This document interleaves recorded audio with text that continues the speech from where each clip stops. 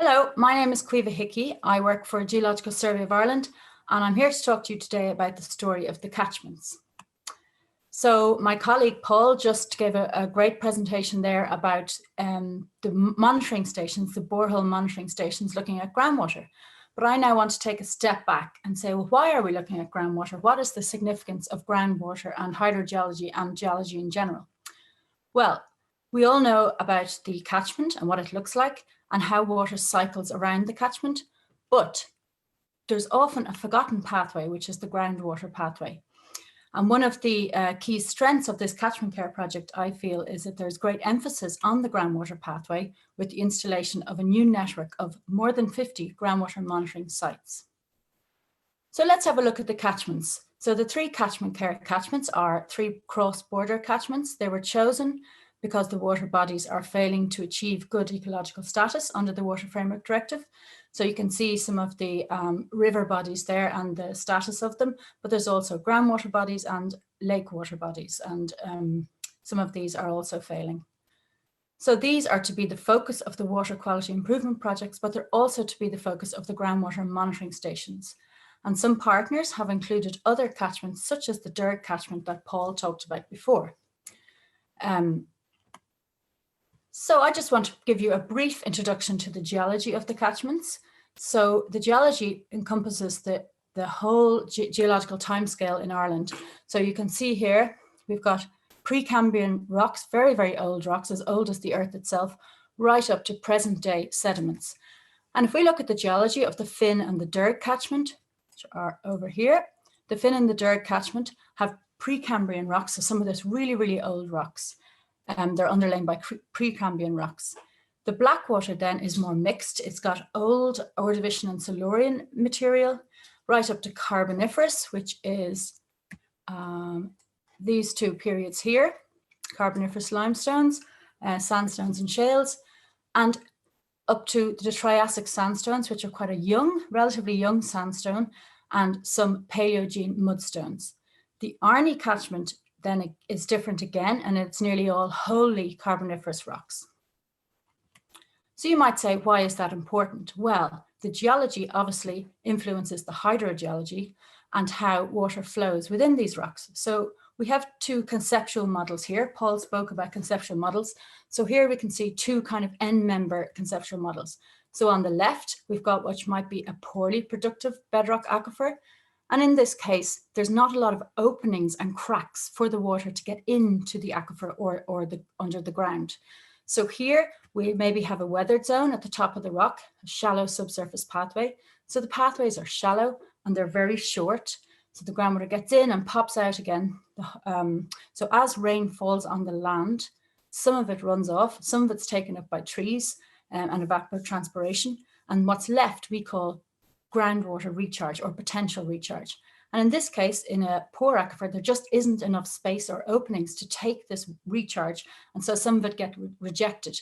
So we can see here the land can be quite wet as the recharge is rejected. The water table is generally very high and the pathways are very shallow.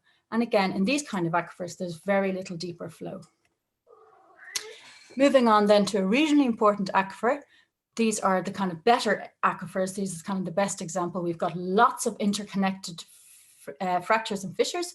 The groundwater can move great distances. It can move up to kilometers. And the water table is generally shallower.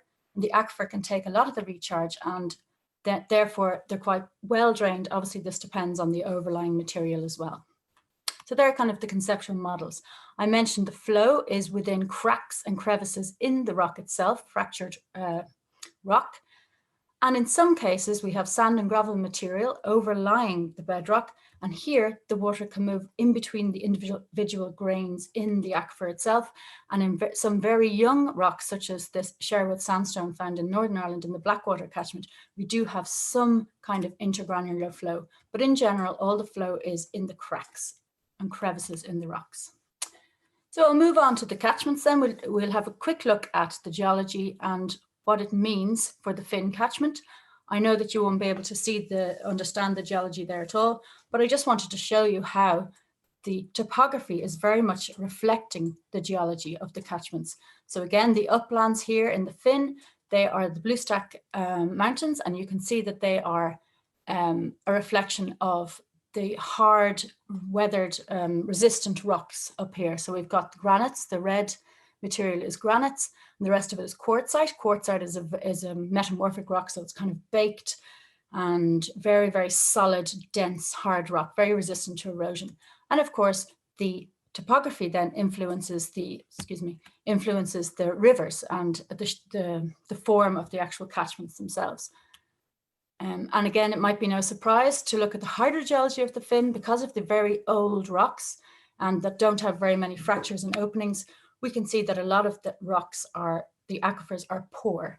So they're poorly productive fissured aquifers. Again, most of the flow is in the very shallow zone at the top of the rock. And there's, you wouldn't get a very good supply of water. And again, because of this, there's not much storage in the aquifer. So a lot of the surface rivers will dry up. There's no base flow being provided by the groundwater here. And again, it's not just affecting the topography, but it's also affecting the subsoil type. If you look at the subsoils here, I know you can't see what it means, but the brown material there is a peaty subsoil. So very heavy waterlogged soil. This is reflecting of the hydrogeological conditions. And again, you can see the yellow line here, which is the alluvium, which is some of the better permeable material just underlying the rivers. So moving on to the hydrogeology of the Blackwater, this is more mixed. Again, I said there's a much greater age of rocks here. So about 40% is considered the poor productive aquifers, and you can see that here down in the Ordovician sediments here and Silurian sediments up here. About half of it is moderate flow because it's quite well fractured. So these are the carboniferous limestones, shales and sandstones.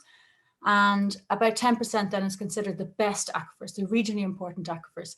And you can see a very small amount of these are karstified, or we have some here with intergranular flow. And if I look at the topography of the catchment, you can see that it reflects the geology again. The poorer rocks, the more resistant rocks are the peaks, the uplands in the catchment. And again, this influences the groundwater flow and the direction of the rivers. And then the Arnie catchment is kind of another end member. It's kind of a different catchment again. Nearly the whole catchment is underlain by carboniferous sediments. So again, we have, similar to the Blackwater, we've got shales and sandstones. They are in these regions here, in the upland regions, and they are resistant again, and they form the peaks. And they're poor aquifers. The Glenade sandstone is a better aquifer, it's more fractured, and this is the locally important or the moderate potential aquifers. The Bundoran Shale formation, which underlies the Arnie River itself, this is a poor aquifer, it's a limited potential here. But in this catchment, there's something very different going on in this catchment, and that's the karst aquifers. So the karst aquifers completely dominate the groundwater flow in this catchment. So the Dartry limestones. In karst aquifers, we get huge volumes of groundwater flow, and there's very high groundwater surface water interaction. So the topography, again, as you can see, mirrors the geology. Like all the other catchments, the uplands are the more resistant rocks. We've got this big glacial trough here, which is scoured out by the glaciers. And in the two big depressions, we have lakes, the two lakes. And because of the glaciers scouring out, you can actually see some limestone walls on either side of the valley. So what is karst? I mentioned this as being very unique. Well, it's a type of landscape and hydrology that arise when the rock is soluble. So if you can dissolve the rock, then you could get karst landform. So in Ireland, this is mainly found in limestones. There are some chalks in Antrim.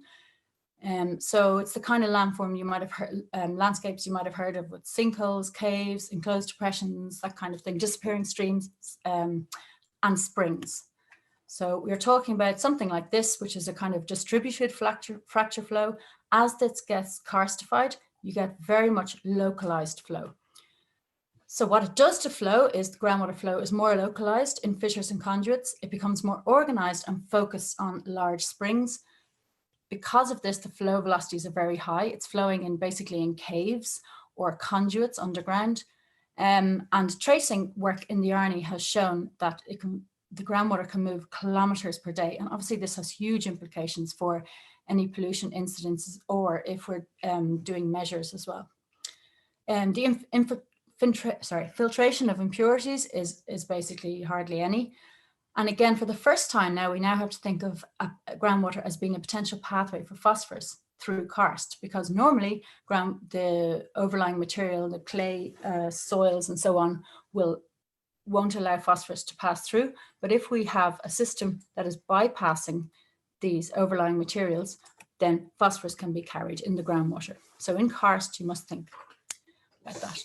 So we're looking at the different pathways for pollution. So on the left here, we have an example of maybe a fracture flow, distributed fracture flow.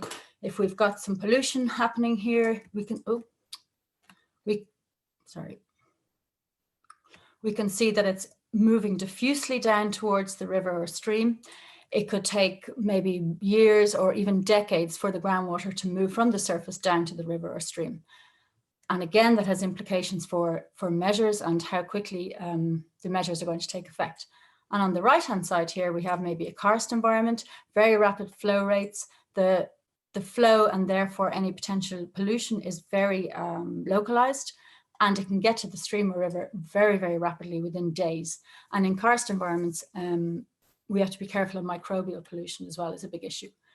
The other thing that is important when we're looking at the geology is the overlying sediments. I kind of mentioned these a bit.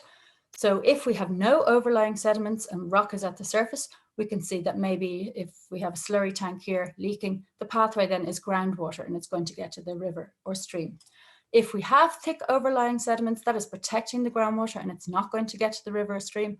But then in this case, the surface pathways are what we need to look at. So again, you're seeing how the geology influences the pathways. And in a hyper-karst situation like we have in the Arnie, even though we have overlying sediments, and that is like buffering the effect of the pollution, this is the breakthrough curve at the river or stream. If we have bare rock, it's coming out much quicker and much more concentrated. But if the spill or the pollution event is into an actual swallow hole, we are bypassing these overlying protection material, and we'll get a very quick response and very intense response. So I'm not going to dwell on this too much. Paul talked about this previously and he gave a very good run through of this, but I just wanted to remind you of why we're looking at these, why we've established these groundwater monitoring stations. We have our conceptual models that I showed you at the beginning, and now for the first time, we're getting real site-specific information to enhance these conceptual models. So for example, Paul talked about a borehole in the Derg that actually gave surprisingly high yields. That's great, that's new information that will enhance our conceptual model. Again, Paul showed you some of these results of the boreholes that we're monitoring. So again, we can see we are monitoring the different layers. I talked about the surface layer, the middle layer, and the deeper layer again. So for the first time, we're actually getting data, we're looking into them. We can see, for example, here, for the same recharge events, this is the rainfall, we're seeing very different responses in the subsoil material and in the bedrock itself. So now we can say, well, why are they responding differently and what are the reasons? And it can help us build up a picture of the aquifers. I mentioned that the Arnie is a different kind of a catchment again because of the karst, and because it's a different kind of catchment, then we have different response. So in this case, I mentioned there's a lot of springs. The springs are bringing the groundwater naturally to the surface. And because of this, we don't need to drill boreholes to look at them. So groundwater monitoring stations were established at the springs themselves, and there's no boreholes drilled here as part of the Catchment Care project. So you can see on the map on the right there, you can see the location of the springs, the red dots. So they have all been, we've installed a data logger. This is an example of a data logger, and it's continuously monitoring some of the hydrochemical parameters. So we're looking at changes in it. And another thing we're doing is we are taking discharge measurements. So every month we're going to go out and take a measurement of the volume, the amount of water coming out of the spring. We're also establishing that's where the stars are here, 3 continuous monitoring sites. So this is going to help to tie in the level from the data loggers to actual flows or discharges. And the last thing we're doing is the hydrochemical sampling. So like the other results, these are the results of the data loggers in the spring.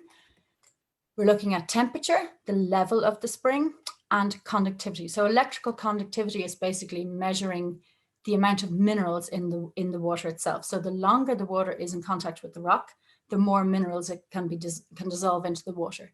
So the higher the electrical conductivity, the higher residence time in the aquifer. So for example, here we can see it's greatly fluctuating. This is the Claddagh River, the output of the Marble Arch cave system and a few other cave systems. So very rapid response, very karstic. So if we look at just one particular rainfall event here, we can start to get some properties. So we can see here the electrical conductivity drops right down as the peak of a large rainfall event comes through. So we can see the response time from the rainfall event to the lowest point in electrical conductivity was about 14 hours. So we can see how quickly this whole system and catchment is responding.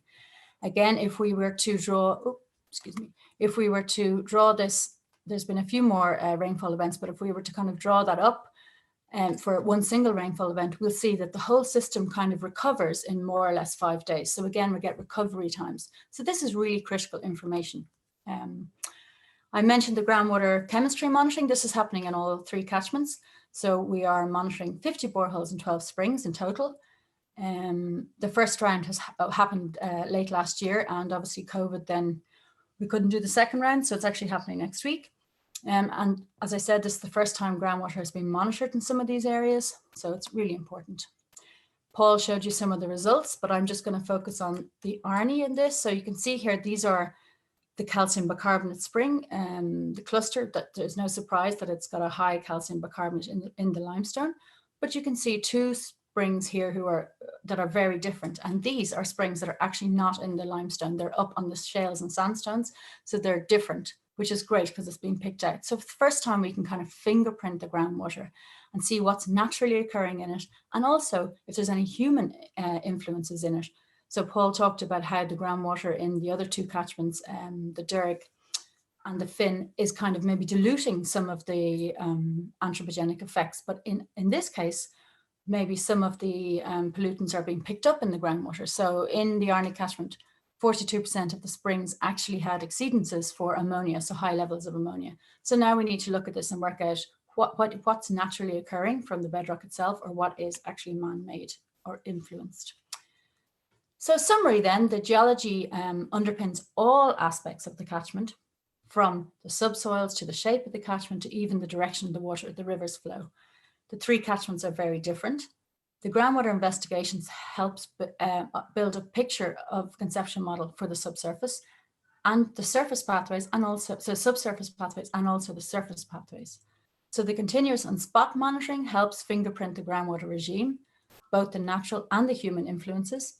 The groundwater chemistry influences all aspects of the catchment, and we can now see that we can get residence and response times, and they vary greatly between the catchments and within the catchments themselves.